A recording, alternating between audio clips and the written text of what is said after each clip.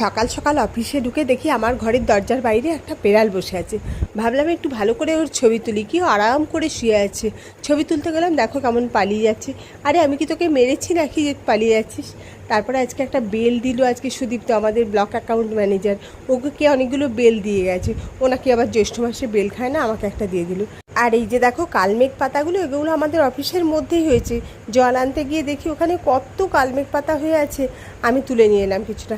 তার আজকে ডিস্ট্রিক্ট থেকে কিছু জিনিসপত্র আনারও ছিল, তো ভাবলাম গাড়িটা ফাঁকা আছে, বেরিয়ে পড়ি। মদনদাকে নিয়ে বেরিয়ে পড়লাম। আর মদনদা তো জিনিসপত্র তুলতেই চায় না, তুলতে পারে না, তাই সঙ্গে স্বপনকেও নিয়ে নিলাম।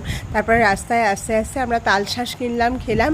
আর এই দেখো বাড়ি ফিরে এসে দেখি কত পুদিনা পাতা নিয়ে এসছে আমার হাজব্যান্ড।